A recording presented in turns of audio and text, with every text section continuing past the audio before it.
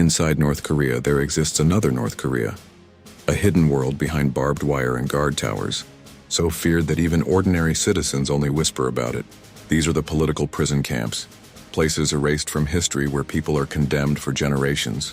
Among them stands Camp 14, and within its fences a boy named Shin Dong-hyuk was born. He was not guilty of any crime. His only crime was his bloodline. His parents had been forced together in a marriage arranged by guards, allowed to meet only a few nights a year as a reward for labor. Out of this arrangement, Shin was born into a world of fences, towers, hunger, and fear. From his earliest memories, hunger dominated his life. His daily meals were a thin bowl of corn gruel, sometimes with a few kernels of cabbage, never enough to fill his stomach. Hunger was his first teacher, shaping every thought and every action. Like the other children, he searched for anything that could be eaten: weeds, insects, frogs, even rats. He would catch them in the dirt, crunch their bones, and swallow them raw. It was not unusual, it was survival. At school, he did not learn mathematics or literature, but rules and betrayal. Teachers drilled into him that he must report any infraction, even by his parents, and that loyalty to the guards was the only path to survival. Children who exposed their friends or families could be rewarded with food. For Shin, this became natural.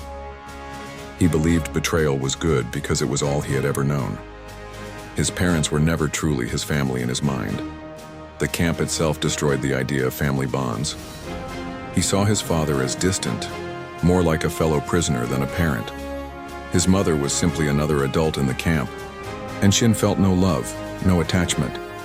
The system had erased even the possibility of affection. When Shin was still young, he was accused of failing to follow a rule. Guards dragged him to an underground cell, a prison within the prison.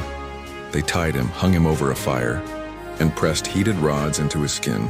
His screams echoed until he passed out. When he awoke, his back was burned and scarred forever. Those scars, later shown to the world, became undeniable proof of the brutality he endured. For Shin, they were reminders that even a child's smallest mistake could bring unimaginable punishment. But the darkest moment came when his older brother whispered plans to escape. Shin, conditioned to believe informing was right, immediately told a guard. He imagined praise, maybe food, perhaps even recognition. What followed was horror. His brother was sentenced to be shot. His mother was accused of complicity and sentenced to be hanged. Guards forced Shin to stand and watch the execution. He saw his mother collapse from the rope, his brother fall under the bullets. He realized then that his action had condemned them both.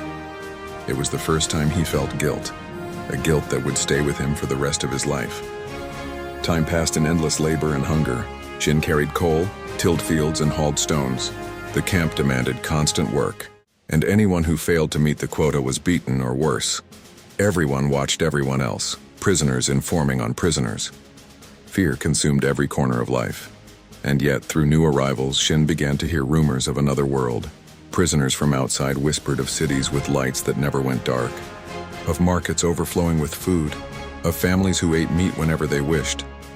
At first, he thought these were lies, but doubt began to grow. Could there truly be a world beyond the fences?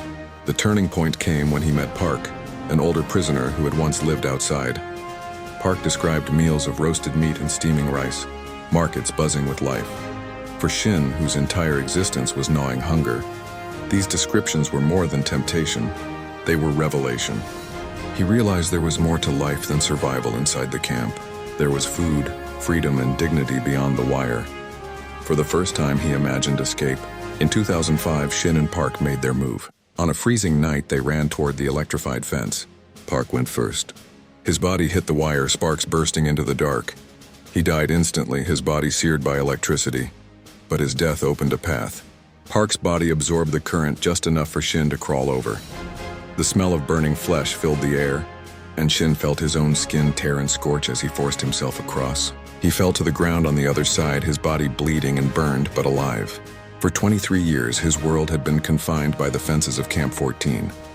Now he was outside. The escape was only the beginning.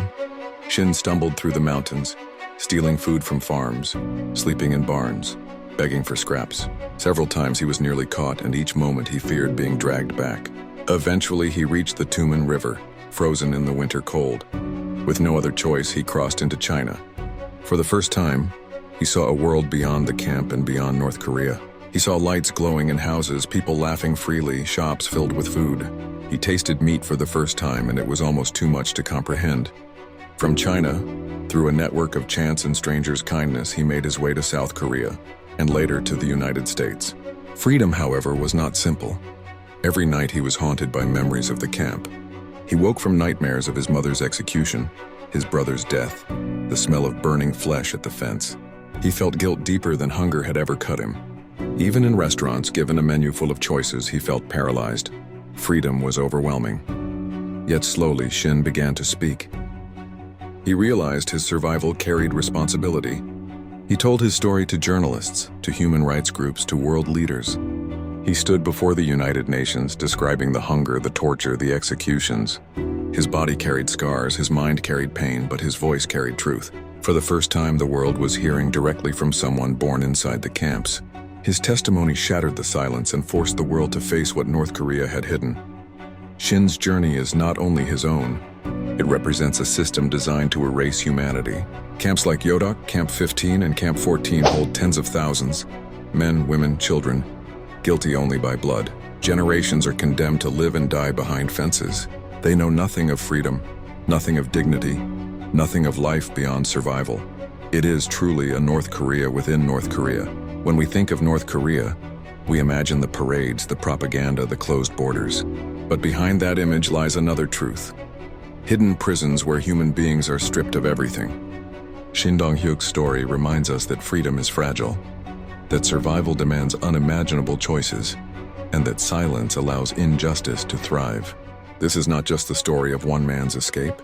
It is the story of survival, guilt, and redemption. It is the story of hunger, cruelty, and resilience. And above all, it is the story of a hidden nation within North Korea. One that still exists today and one we cannot allow ourselves to forget.